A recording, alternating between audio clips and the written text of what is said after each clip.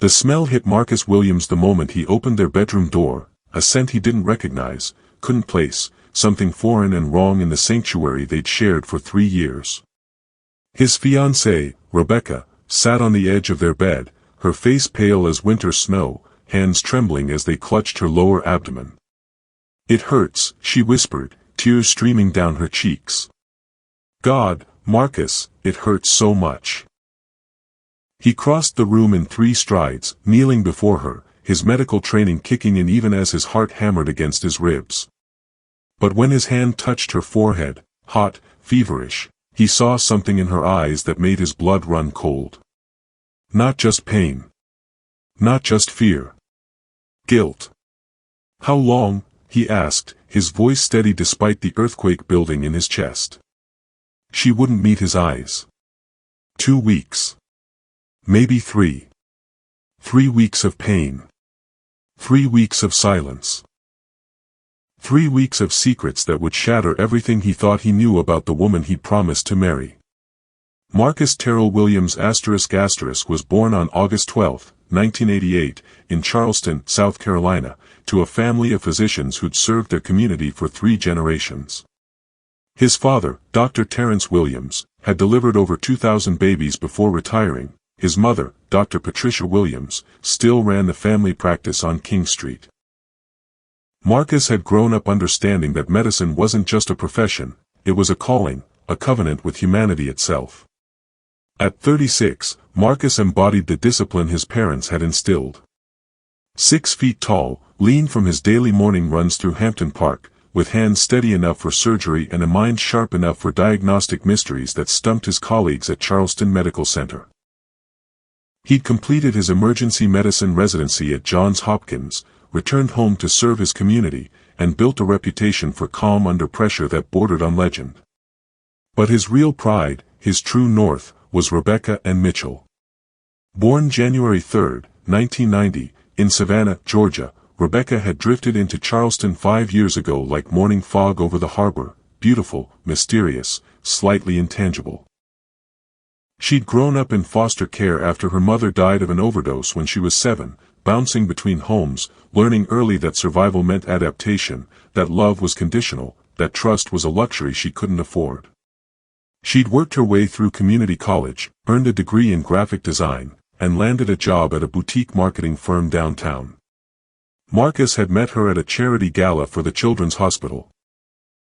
She'd been designing the event materials, he'd been speaking about pediatric emergency care. Their eyes had met across the ballroom, and something in her vulnerability had called to something in his strength. She was 5'6", with auburn hair that caught fire in sunlight, green eyes that could shift from warm to guarded in a heartbeat, and a laugh that sounded like wind chimes on their apartment balcony. She painted in her spare time. Abstract pieces filled with color and chaos that Marcus never quite understood but always admired. She was spontaneous where he was structured, emotional where he was rational, wounded where he was whole. He'd thought they balanced each other. He'd thought his stability could heal her instability. He'd thought love was enough. Their apartment in a historic district was a testament to their merger. His medical textbooks shared shelves with her art supplies, his CrossFit equipment coexisted with her yoga mats, his meal-prepped containers sat beside her impulsive takeout orders. The exposed brick walls held both his family photos and her abstract canvases. It should have been perfect. But standing in their bedroom now, watching her curl into herself with pain, Marcus felt the first tremor of doubt. In 3 years together, 18 months engaged, Rebecca had always been an open book about her feelings, too open, sometimes, wearing her heart so openly it made him uncomfortable. She'd cry during movies, rage at injustice on the news, love with an intensity that sometimes felt desperate. Yet for 3 weeks, she'd hidden physical pain. For 3 weeks, she'd suffered in silence. That wasn't the woman he knew. That was someone else entirely. "We need to get you to the hospital," he said, his physician's voice firm and clear. She shook her head violently. "No. No hospitals. I just need." "Rebecca, you're burning up. Whatever this is, it's serious." He reached for his phone, but her hand shot out, gripping his wrist with surprising strength. "Not your hospital," she said, and in her voice he heard something new, panic with an edge of calculation. "Please. Anywhere but where you work." The request should have seemed reasonable. Who wanted their fiancé's colleagues involved in their medical crisis? But something about her desperation felt wrong, like a key that didn't quite fit the lock. "Okay," he said slowly. "We'll go to St. Francis. But we're going now." Charleston in late September still carried summer's humidity, the kind that made the historic city feel like it was breathing, alive and ancient and watching. Marcus had grown up in these streets, knew every cobblestone and palmetto tree, every ghost story and real history. His family's roots went deep here, back to the 1800s, freedmen who'd bought their own land, built their own legacy. Rebecca had no such roots. No family, no history, no anchors. When Marcus had proposed to her on the Battery, overlooking Charleston Harbor, she'd cried for an hour, not just happy tears, he'd realized later, but tears of relief. Relief that someone wanted her permanently. Relief that she'd finally have a family. His parents had been cautiously welcoming. His mother, Patricia, had worried aloud that Rebecca was fragile, that Marcus was trying to save her rather than love her. His father, Terence, had been more direct. "Son, you can't fix everyone. Sometimes broken people break other people." Marcus had dismissed their concerns. He'd seen Rebecca's strength. The way she'd survived foster care, put herself through school, built a career from nothing. Yes, she had abandonment issues. Yes, she sometimes tested his commitment with emotional ultimatums. Yes, she'd once gone through his phone convinced he was cheating, he wasn't, and another time had shown up at his hospital during a shift because he hadn't texted back quickly enough. But he'd attributed all of it to her trauma. He'd read the psychology journals, understood attachment theory, knew that her anxious attachment style was just seeking reassurance from his secure one. He could handle it. He could be patient. He could be the stability she'd never had. Their engagement party 6 months ago had been held at his parents' home in the historic district, an elegant affair with 200 guests from Marcus's extended family, his medical school friends, colleagues from the hospital. Rebecca had invited 12 people, co-workers from her firm, a few acquaintances from her painting class, no family because she had none. She'd drunk too much champagne that night, Marcus remembered now as he drove her toward St. Francis Medical Center. She'd clung to him all evening, laughing too loud, her eyes slightly wild. At one point, she'd disappeared for 20 minutes, and he'd found her on the back porch, crying into her phone. When he'd asked who she was talking to, she'd said it was just Melissa, her coworker, that she was just overwhelmed with happiness. He'd believed her then. Why wouldn't he? He'd had no reason not to trust her. But now, gripping the steering wheel as Rebecca moaned softly in the passenger seat, Marcus found himself cataloging moments, small inconsistencies he'd overlooked, little lies he'd accepted, odd behaviors he'd rationalized. 3 months ago, she'd changed her phone password. When he'd asked why, casually, not accusingly, she'd said something about privacy being healthy in relationships, that couples who checked each other's phones were insecure. He'd agreed intellectually, even as something had nagged at him.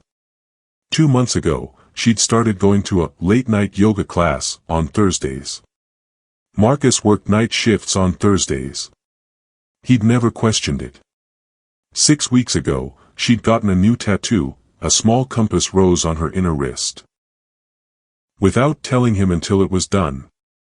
When he'd expressed surprise, she'd always said she was afraid of needles, she'd snapped at him for being controlling. And then, 3 weeks ago, right around when she'd claimed this pain started, she'd suddenly become distant during sex. Where she'd once been passionate, almost aggressive in her desire for him, she'd begun making excuses, headaches, exhaustion, stress at work. The few times they'd been intimate, she'd seemed somewhere else entirely, going through motions rather than being present. He'd attributed it to wedding stress. They were planning for a spring ceremony, 6 months away. She'd been obsessing over details, flowers, seating charts, her dress. He'd figured it was normal pre-wedding anxiety. But what if it wasn't? St. Francis Medical Center's emergency department at 8 p.m. on a Thursday was controlled chaos. The usual mix of car accidents, chest pains, and ailments that couldn't wait until morning. Marcus supported Rebecca through the sliding doors, and within minutes they were in a private examination room. The ER physician was Dr. Sarah Chen, someone Marcus knew professionally but not well. They'd attended a few of the same conferences. She was thorough, professional, and notably non-judgmental as she took Rebecca's history. On a scale of 1 to 10, how would you rate the pain? 8, Rebecca whispered. Sometimes 9. Where specifically? Rebecca's hand moved to her lower abdomen, then lower still. Pelvic region. It's internal. Marcus stood in the corner, arms crossed, watching. He'd offered to step out, patient privacy was paramount, but Rebecca had insisted he stay. Now he wondered if that was another calculation. Easier to maintain a story if he was in the room, couldn't be told something different. Dr. Chen's examination was gentle but clinical. When she palpated Rebecca's abdomen, his fiancée gasped and curled inward. Definite tenderness. Fever of 101.8. When was your last menstrual period? Rebecca's eyes flickered to Marcus, then away. About 6 weeks ago. That was a lie. Marcus knew her cycle. They'd been trying to avoid pregnancy until after the wedding, using careful tracking. She'd had her period 3 weeks ago. He'd seen the tampon wrappers in the bathroom trash. Unless she hadn't. Unless that had been staged. Unless everything was a lie. Any unusual discharge? Odor? Rebecca's face flushed crimson. Yes. Both. I'm going to need to do a pelvic exam. Marcus, I'm sorry, but I'll need you to step outside for this. He nodded, kissed Rebecca's forehead, she felt like fire against his lips, and stepped into the hallway. Through the small window in the door, he watched Dr. Chen prepare the examination equipment. He couldn't hear what was being said, but he could see Rebecca's face. The way it shifted from pain to fear to something else. Something that looked like relief that he wasn't in the room. 20 minutes passed. 30. Marcus's medical mind ran through differentials: pelvic inflammatory disease, ruptured ovarian cyst, ectopic pregnancy, appendicitis, kidney stones. All serious. All treatable. But none of them explained the lies. When Dr. Chen finally emerged, her face was carefully neutral, the expression doctors learned for delivering difficult news. Marcus, can we speak privately? His heart stopped. Is she okay? Is it? She's stable. But we need to talk. Dr. Chen led him to a small consultation room, closed the door. She sat down heavily, and Marcus saw something in her eyes he'd seen before, in his own mirror, when he'd had to tell families that their loved ones hadn't survived. Pity. Marcus, I need to be direct with you, colleague to colleague. Rebecca has a severe pelvic infection. We're talking systemic. It's moved beyond localized inflammation into early sepsis. She needs 4 antibiotics immediately, possibly surgery depending on what imaging shows. What's the source? What caused? We found a foreign object during the pelvic exam. A condom. It appears to have been there for at least 2 to 3 weeks, possibly longer. The world tilted. Marcus gripped the edge of the table. A condom. Yes. The infection is severe because it's been essentially decomposing inside her, creating a breeding ground for bacteria. We're running cultures now, but I suspect we're looking at a mix of anaerobic bacteria, the kind that thrive in oxygen-depleted environments. Marcus's mind, trained for clinical detachment, tried to process this medically.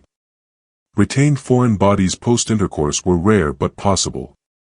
Condoms could break, slip, become lodged. It happened.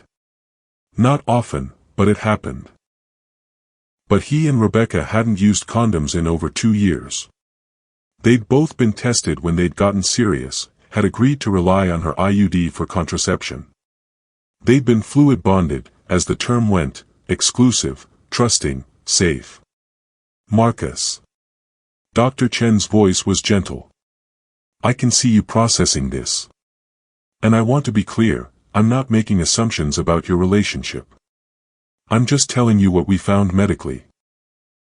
We don't use condoms, he said, and his voice sounded strange to his own ears, distant, hollow. Haven't for years. Dr. Chen said nothing. What was there to say? Does she know you found it? Marcus asked. Yes. When I removed it during the exam. What did she say? Dr. Chen hesitated. She asked me not to tell you. She said it was from before you were together, that it must have been retained from a previous relationship. We've been together 3 years. I know. That's not medically possible. 3 weeks maximum, given the condition. Marcus didn't remember walking back to Rebecca's room. Didn't remember his feet moving, his hand pushing open the door, his body entering the space where his fiancée lay on the hospital bed, for already in her arm, pumping antibiotics into her system. She looked up when he entered, and he saw her try on different expressions, relief, confusion, innocence, before settling on fear. Good. She should be afraid. Marcus. Don't. His voice was cold, controlled, the voice he used in the ER when someone was coding and everyone else was panicking. Don't say anything yet. I need you to listen. She nodded, tears already forming. Dr. Chen told me what she found. I know about the condom. Rebecca's face crumpled. Marcus, I can explain. You told her it was from before us. 3 years ago. He stepped closer to the bed, and she shrank back. Do you understand how insulting that is? To my intelligence. To my medical training. Dr. Chen said it's been there a maximum of 3 weeks. 3 weeks, Rebecca. I don't know how. Stop. The word came out harder than he'd intended, and a nurse glanced through the door window. He lowered his voice, but the ice remained. Stop lying. For once in your goddamn life, stop lying. She was crying now, full-body sobs that might have moved him if he weren't standing in the crater of his demolished life. I'm sorry. I'm so sorry. Who? Marcus, please. Who? The word echoed in the small room. You owe me at least that. Who were you fucking while I was planning our wedding? She covered her face with her hands, and for a moment he thought she wouldn't answer. Then, in a voice so small he almost didn't hear it, Devin. The name meant nothing for 3 seconds. Then everything. Devin Morrison. Rebecca's ex-boyfriend from Savannah. The one she'd dated before moving to Charleston. The one she'd told Marcus was toxic, that she'd had to escape from, that she'd cut all contact with. The one whose Instagram she'd accidentally liked a post from 6 months ago, then quickly unliked when Marcus had seen the notification. You told me you hadn't spoken to him in 5 years. I hadn't. Not until, she stopped. Until when? Until the engagement party. He showed up outside your parents' house. I don't know how he found out, but he did. He was waiting by my car when I went out to get my phone. He said he wanted to talk, wanted closure. Marcus remembered that night. I remembered her disappearing. Remembered finding her on the porch, crying into her phone. You've been seeing him since then? For 6 months. Not seeing.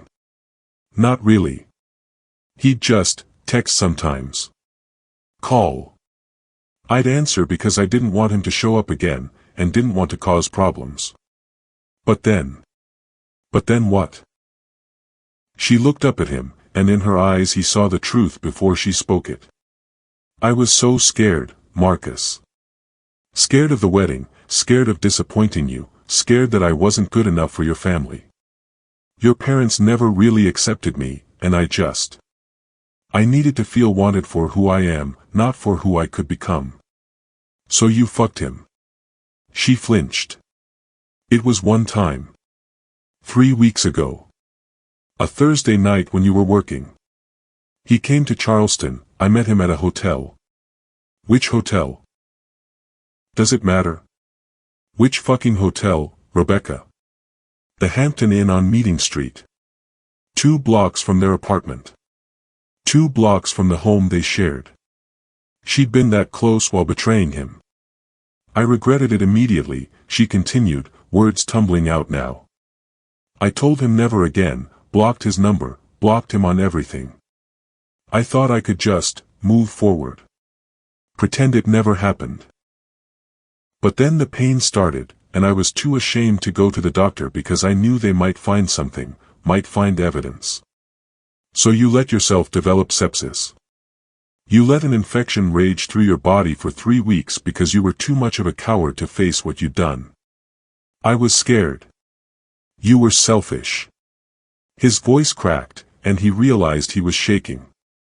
You risked your life, Rebecca, because you couldn't face the consequences of your choices. Do you understand how sick that is? Do you understand what that says about you? A knock at the door. Dr. Chen entered, glanced between them, clearly having heard at least some of the conversation. We need to admit her. The infection is worse than I initially thought. Surgery might be necessary to ensure we've cleared everything. Marcus nodded. Do what you need to do. He turned toward the door. Where are you going?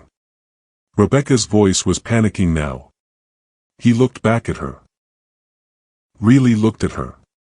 And for the first time in 3 years, he didn't see the woman he loved. He saw a stranger. A liar. Someone who valued her own comfort over integrity, over health, over the person who'd promised to build a life with her. Away from you, he said simply. That's where I'm going. Marcus sat in his car in the hospital parking lot for 2 hours, watching the windows of St. Francis Medical Center glow against the night sky. He couldn't go home, home was contaminated now, filled with lies and false promises. He couldn't go to his parents, they'd been right about her all along, and admitting that felt like swallowing glass. Instead, he took out his phone and started digging. He'd never been the jealous type, had never felt the need to snoop. Trust was foundational to him, taught by parents who'd built their marriage on honesty and respect.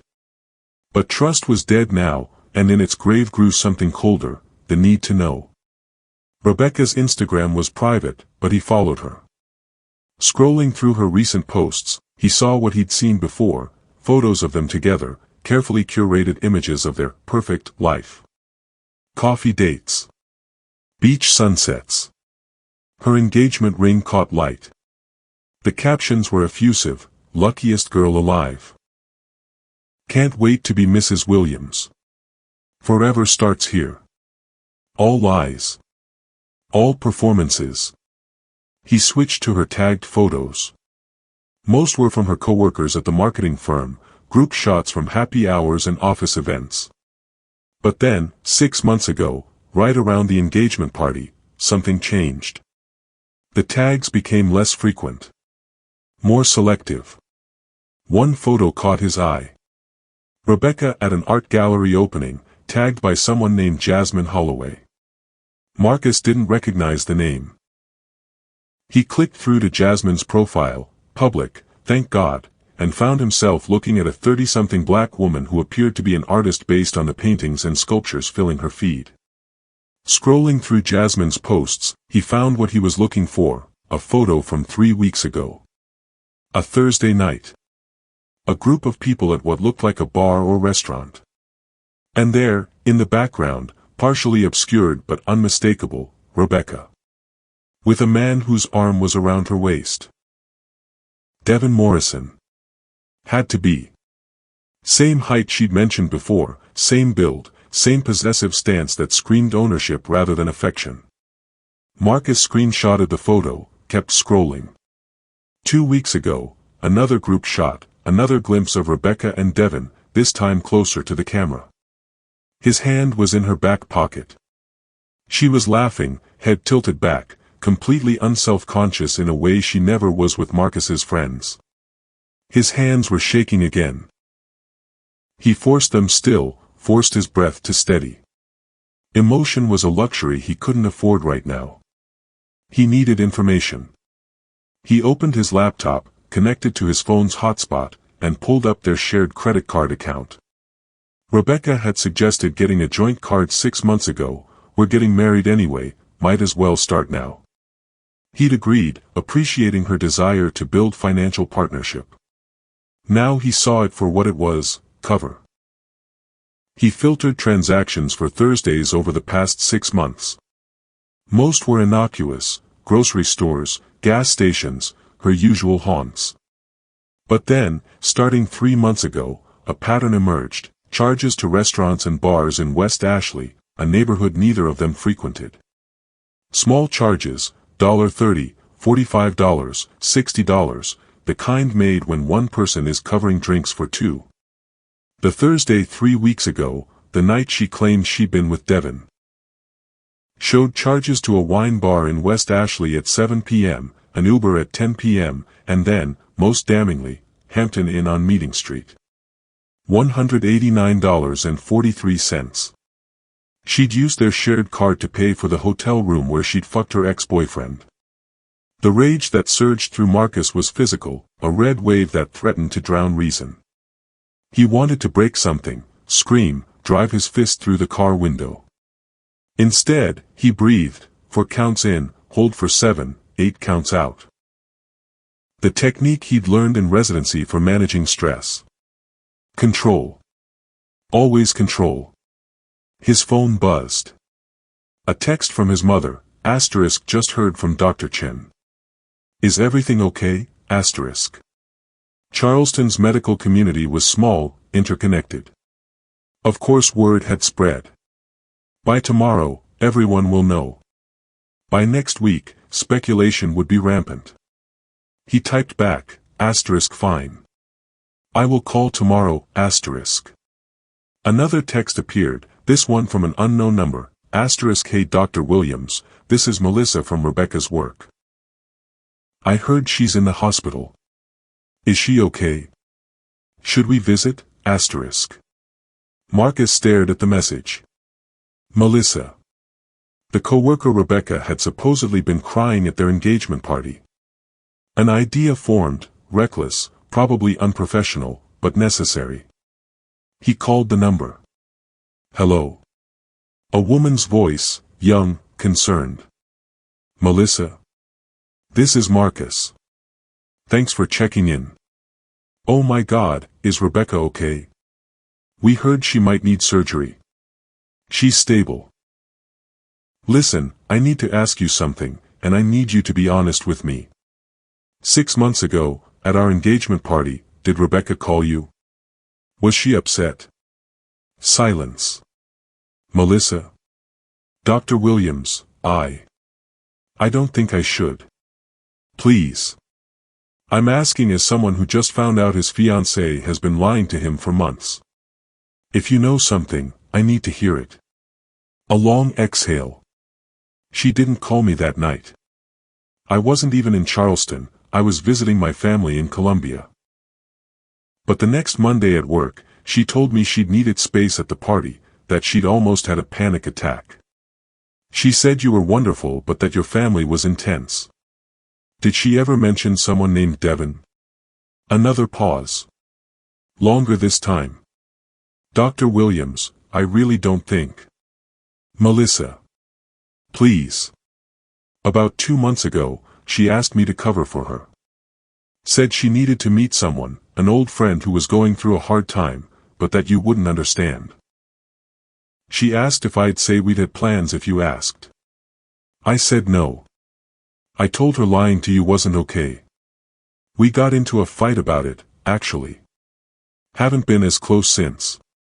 So Rebecca had tried to create alibis, had tried to enlist her friends in deception. When that failed, she just lied anyway. Thank you, Marcus said quietly. For being honest. And for not lying for her. Dr. Williams? I'm sorry. For what it's worth, I think she really does love you. I think she's just broken in ways she doesn't know how to fix. After hanging up, Marcus sat in the darkness of his car and felt something shift inside him. The rage was still there, but underneath it, clarity. Cold, hard, unforgiving clarity. He'd spent 3 years trying to save Rebecca from her past. He'd been patient with her insecurities, gentle with her wounds, steady in his commitment. He believed that love could heal trauma, that his stability could anchor her chaos. But he'd been wrong. You couldn't save someone who didn't want to be saved. You couldn't heal someone who kept reopening their own wounds. And you couldn't trust someone who valued comfort over truth. Marcus drove to Hampton Park and walked the paths he ran every morning, but tonight the familiar route felt different, sharper, clearer, stripped of the softness that romantic love had draped over his vision. He'd been reading Marcus Aurelius lately, finding comfort in Stoic philosophy during the stress of wedding planning. Now, walking under ancient oaks draped with Spanish moss, passages returned to him with new weight. You have power over your mind, not outside events. Realize this, and you will find strength. Asterisk. He'd had no power over Rebecca's choices. Couldn't have prevented her betrayal, couldn't have seen it coming no matter how vigilant. But he had power over his response. Over how he processed this. Over who he became in the aftermath. The impediment to action advances action. What stands in the way becomes the way. Asterisk. This betrayal, devastating as it was, could destroy him, or it could forge him into something stronger. Something that didn't need the validation of another person to feel whole. Something that didn't confuse saving people with loving them. He'd been raised to be a healer, to fix what was broken. But some things weren't meant to be fixed. Some things needed to stay broken as a warning.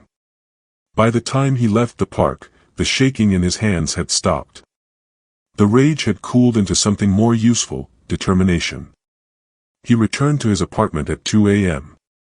Walking through rooms that still smelled like her perfume, Chanel No. 5, the classic scent she'd adopted when they'd started getting serious because she'd read it was timeless and elegant, the kind of fragrance a doctor's wife should wear.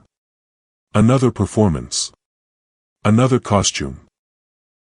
He began methodically, without emotion. Her clothes went into garbage bags, not packed carefully for return, but stuffed unceremoniously, mixed fabrics wrinkling together. Her toiletries from the bathroom, bagged.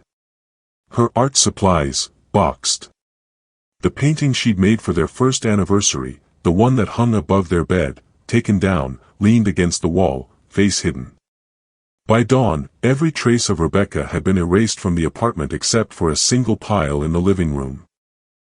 3 years of her life with him, reduced to bags and boxes that would be donated or discarded. He showered, shaved, put on a crisp blue shirt and his favorite tie. Looked at himself in the mirror and saw something different in his own eyes. Harder. Colder. But also, clearer. His phone had 17 missed calls from Rebecca. 12 voicemails. 23 texts, progressing from apologetic to panic to angry. Please answer. I need to explain. Asterisk. Marcus, I'm so sorry. Please come back. Asterisk. They're saying I need surgery. I'm scared. Asterisk. Why won't you answer me? Asterisk. I know I fucked up, but this is cruel. Asterisk. Fine. Be like that. I almost died because of this infection and you can't even be there for me. Asterisk. That last one almost made him laugh. She'd almost died because she'd chosen to hide a consequence of her own betrayal. Even now, she was trying to make him the villain. He texted back once, asterisk, you'll be fine. The doctors there are excellent. Your belongings are packed. We'll arrange pickup after you're discharged. Asterisk. 3 dots appeared. Disappeared. Appeared again. That's it. That's all I get. Asterisk. He stared at the message, then typed, asterisk, what did you expect? Asterisk. I expected the man who said he'd love me through anything. Who promised to be there in sickness and health. Asterisk. His jaw clenched. Asterisk, those promises were made under the assumption of good faith. You voided them the moment you fucked someone else in a hotel 2 blocks from our home. Asterisk. It was a mistake. Asterisk. Mistakes are accidental. You planned this. Multiple times, according to your credit card charges. This wasn't a mistake. This was a choice. You chose this. Asterisk. No response. He pocketed his phone and headed to work. Rebecca was discharged from St. Francis 3 days later, surgery avoided thanks to aggressive antibiotic therapy. Marcus knew this from Dr. Chen, who'd kept him updated professionally, her messages clinical and careful, offering no judgment but plenty of unstated sympathy. He'd arranged for Rebecca's co-workers to pick her up, to transport her to a hotel room he'd paid for, 2 weeks, enough time for her to figure out next steps. He'd even transferred $5,000 to her personal account to cover expenses. He wasn't cruel. He simply wasn't hers anymore. She'd called twice during those 3 days. He'd answered neither call. Texts arrived steadily. I understand you're angry. Asterisk. I understand if you need time. Asterisk. But we've been together for 3 years. We're supposed to get married. You can't just throw that away. Asterisk. Each message revealed the fundamental disconnect between them. She saw this as something to work through, a rough patch in an otherwise solid relationship. She genuinely believed that if she apologized enough, if she explained her insecurity and fear and trauma loudly enough, he'd come around. She didn't understand that some betrayals were fatal. That trust, once shattered, couldn't be glued back together. That he'd spent 3 years being her emotional support, her stability, her anchor, and she'd thanked him by seeking validation in the arms of a man she'd once called toxic. The irony wasn't lost on him, she'd fucked Devin because Marcus's family made her feel inadequate. But the act of fucking Devin had proven every reservation his parents had ever had about her.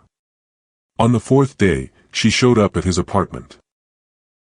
He'd just returned from his morning run, was standing in his kitchen drinking water, when he heard her key in the lock. He'd forgotten she still had one.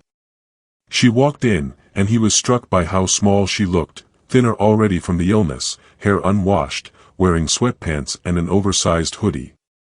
She looked fragile, broken, like someone who needed saving. But he knew better now. I'm having the locks changed today, he said calmly. You can leave your key on the counter. She stared at him. Marcus. Key. Counter. Now. She fumbled with her keyring, hands shaking, and placed the key down. The soft clink of metal on granite felt final. Can we please talk? Her voice was hoarse. Really talk? What's left to say? I love you. I love you so much, and I know I destroyed that, but her voice broke. I can't lose you. You're all I have. That's the problem, Marcus said quietly. I'm not supposed to be all you have. I'm supposed to be your partner, not your entire identity. You were supposed to be a whole person who chose to share her life with me, not a broken person using me as a crutch. I know I have issues. Issues? He laughed, sharp and bitter. You let an infection rage through your body for 3 weeks rather than face consequences. You used our shared credit card to pay for the hotel room where you cheated on me. You tried to recruit your coworkers to lie on your behalf. These aren't issues, Rebecca. This is a pattern of choosing your own comfort over everything else. I was scared. We're all scared. His voice rose despite his intentions. Do you think I'm not scared every time I walk into the ER? Every time I have to tell parents their child didn't make it? Every time I make a decision that could mean life or death? Being scared isn't an excuse for destroying the people who love you. She was crying now, full-body sobs. Please. Please, Marcus. I'll do anything. Therapy, counseling, whatever you want. Just don't give up on us. He looked at her, really looked at her, and felt nothing. No love, no anger, no pity. Just emptiness where she used to be. I need you to understand something, he said slowly. I didn't give up on us. You did. When you texted Devin back the first time. When you met him at that wine bar. When you got in the Uber to that hotel. You made a series of choices that ended us. I'm just accepting what you already decided. That's not fair. Fair. He stepped closer, and she instinctively backed up. You want to talk about fair? Is it fair that I spent 3 years building a life with someone who was lying to me? Is it fair that I planned a wedding while you were fucking your ex? Is it fair that my reputation in this city, the reputation my family spent generations building, is now connected to this scandal? People don't know. Everyone knows, Rebecca. This is Charleston. By the end of the week, everyone in the medical community will know that Dr. Marcus Williams' fiancée was hospitalized because she was too ashamed to seek treatment for an infection caused by cheating on him. Do you understand what that does? Not just to me, but to my family. My parents dedicated their lives to serving this community, and now their name is associated with this mess. She covered her face. I'm sorry. I'm so sorry. I know you are. But sorry doesn't fix this. Sorry doesn't undo the choices you made. Sorry doesn't give me back the 3 years I invested in building something that was a lie. They stood in the kitchen where they'd cooked hundreds of meals together, where they'd danced to jazz on Sunday mornings, where he proposed a second time, a private moment, just them, more intimate than the public proposal at the Battery. The space between them felt infinite. What about the wedding? Rebecca asked finally. What do we tell people? We tell them the truth. That it's off. That we've ended our engagement. But what do we say is the reason? He stared at her, incredulous. Even now, you're managing the story. Even now, it's about how things look rather than what they are. I just don't want people to. To what? Know you cheated. Know you lied. Know that you almost died because you valued your image over your health. He shook his head. I'm not protecting you from the consequences of your choices anymore. You can tell people whatever you want. I'm going to tell them we're not compatible. That's enough. Marcus.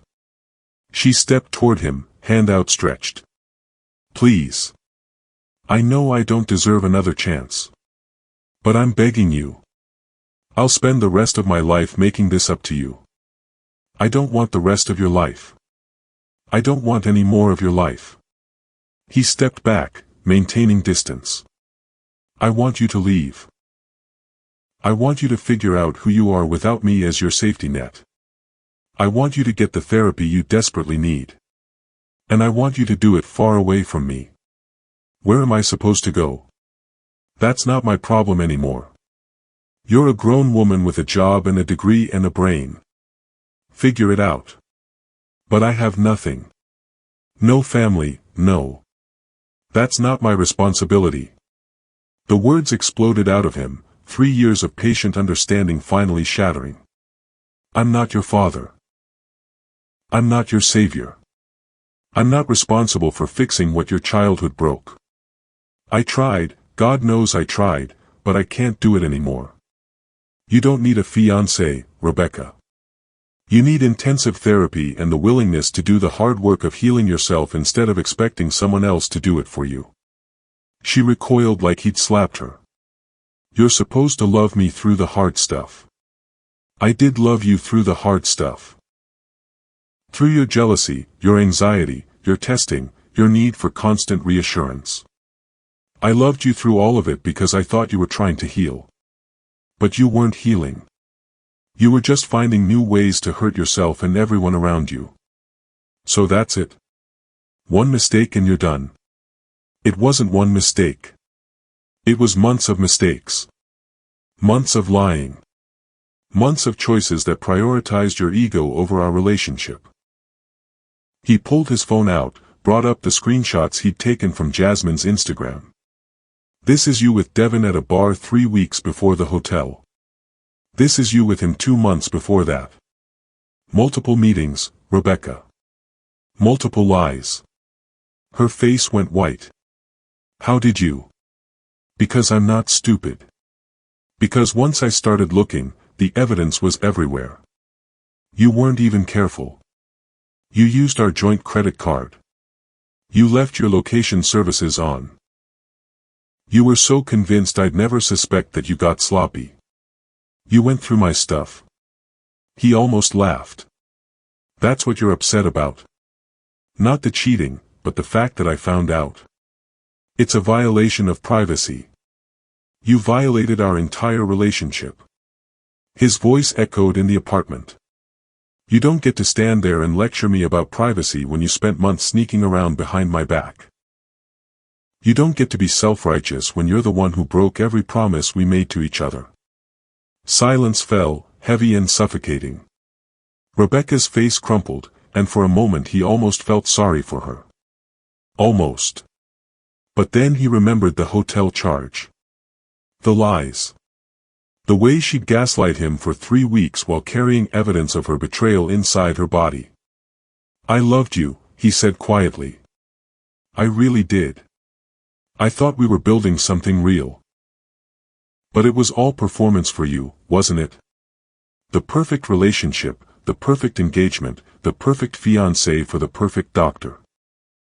You wanted the life I could give you more than you wanted me. That's not true. Isn't it? Be honest, for once in your life. Did you love me, or did you love the idea of being Mrs. Williams? Of having a family, a place in this community, an identity you didn't have to build yourself? She said nothing, and her silence was his answer. That's what I thought. He walked to the door, opened it. You need to leave now. She didn't move. Please don't do this. It's already done. You did it 3 weeks ago. I'm just catching up. She walked toward the door slowly, like a condemned prisoner walking to execution. At the threshold, she turned back. I'll always love you. No, Marcus said gently. You'll always love the security I represented. There's a difference. She left without another word. He closed the door behind her, engaged the deadbolt, and stood in the sudden silence of his apartment now, not theirs. He didn't cry. Didn't scream. Didn't collapse. He simply breathed, steady and controlled, and felt the weight of 3 years slide off his shoulders. The social fallout was immediate and brutal. Charleston's upper-middle-class circles thrived on gossip, and a scandal involving a respected physician and his faithless fiancée was premium entertainment. Marcus's parents rallied immediately. His mother, Patricia, showed up at his apartment the next morning with groceries and fierce maternal protectiveness. I wanted to be wrong about her, she said, unpacking produce and making him eat. God, I wanted to be wrong. His father, Terence, was more direct. You dodged a bullet, son. Better now than after you'd married her, had kids, built a life that would have required lawyers to untangle. The hospital was professional but sympathetic. His colleagues knew better than to pry, but he felt their eyes on him, supportive, curious, pitying. Dr. Chen pulled him aside one day. How are you holding up? Fine, he said automatically. Marcus. She looked at him seriously. I'm asking as a friend, not a colleague. How are you really? He considered lying, then decided against it. I feel like I wasted 3 years of my life on someone who was never honest with me. That's not wasted. You love genuinely. She's the one who squandered that gift. The wedding cancellation required phone calls, emails, awkward conversations with vendors who'd been expecting a spring ceremony at a historic plantation venue. His mother handled most of it, for which he was grateful. He couldn't stomach the details. Rebecca tried to reach out twice more, once through Melissa, she wanted me to tell you she's moving back to Savannah, and once through a handwritten letter delivered to his apartment. He burned the letter unread. 6 weeks after the hospital confrontation, Marcus received an email from Rebecca's therapist. She'd finally sought help, apparently. The therapist asked if he'd be willing to participate in a joint session to help Rebecca find closure.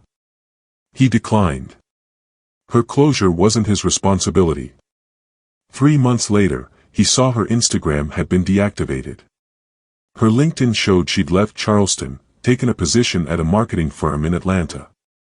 Far enough to be gone, close enough to be familiar. He hoped she found healing. He genuinely did. But he hoped she found it far away from him, with someone else's heart to risk.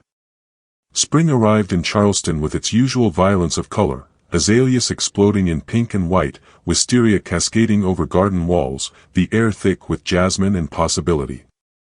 The date that would have been Marcus's wedding day came and went. He spent it doing a shift in the ER, delivering a healthy baby to first-time parents, saving a man having a heart attack, teaching a resident how to properly suture a complex laceration.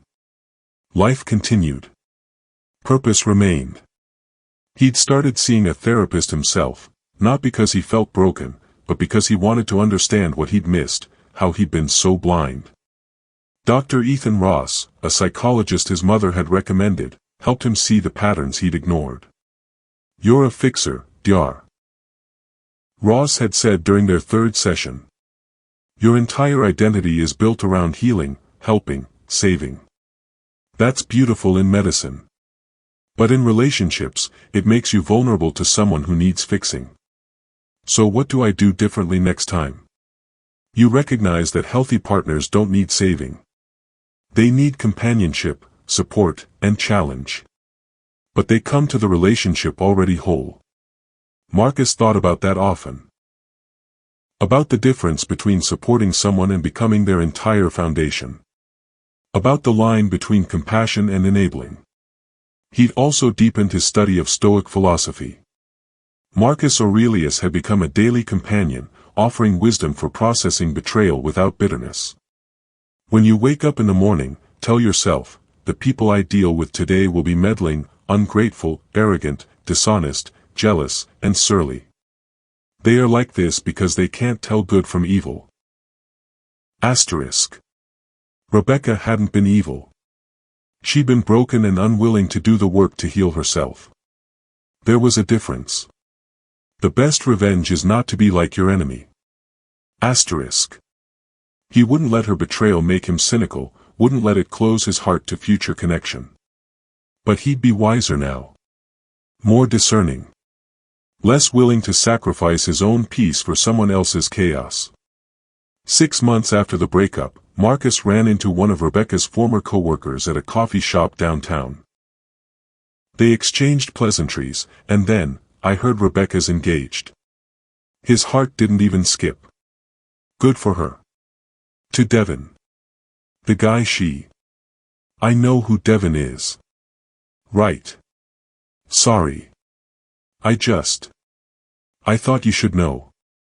Marcus stirred his coffee, watching cream swirl into darkness. I hope they're happy, he said, and meant it. Not because he'd forgiven her fully, but because her happiness or misery no longer affected his own. That night, he cleaned out the last box of her belongings he'd kept. Small things, forgotten items, pieces of a life that had been more fiction than fact. As he packed them for donation, he found a photograph from their first vacation together, Key West, 2 years ago. They looked happy in the picture, genuinely happy. Had she been lying even then? Or had the lie come later, gradually, choice by choice? He'd never know. And he was learning to accept that not all questions had answers. He kept the photograph. Not as a shrine to what was lost, but as a reminder. That genuine seeming happiness could mask deep dysfunction, that love without integrity was just performance, that he deserved better than someone who valued comfort over truth. So I leave you with these questions, because this story, as painful as it is, isn't unique. Somewhere right now, someone is discovering betrayal. Someone is choosing between confrontation and silence. Someone is deciding who they want to become in the aftermath of devastating loss. What would you have done in Marcus's position? Would you have left immediately, or tried to reconcile? Do you believe Rebecca deserved a second chance, given her trauma and fear? Or was the betrayal too fundamental to overcome? How do you balance compassion with self-respect? How do you know when supporting someone becomes enabling them? Where's the line between helping someone heal and becoming responsible for their healing? And here's the harder question. Have you ever been the Rebecca in someone else's story? Have you made choices prioritizing your own comfort over someone else's trust? If so, what did you learn? How did you change? Marcus chose to walk away with his dignity intact rather than stay and sacrifice his peace. He chose himself. In a culture that often glorifies unconditional forgiveness and working through anything, that can feel selfish. But sometimes, choosing yourself is the most profound act of self-respect possible. The Stoics taught that we can't control what others do to us, only how we respond. Rebecca controlled her choices. Marcus could only control his response. He chose clarity over chaos, self-respect over codependency, and his own peace over the illusion of a relationship that had been built on lies. What would your choice be? Drop your thoughts in the comments below. And if this story resonated with you, whether it made you angry, sad, reflective, or validated, hit that like button and subscribe. These stories matter because they're real, because they happen to real people, because somewhere someone needed to hear that they're not alone in their pain or their difficult choices. Remember, you deserve honesty. You deserve integrity. You deserve someone who chooses you consistently, not just when it's convenient. Until next time, take care of yourselves. And never sacrifice your peace for someone else's chaos.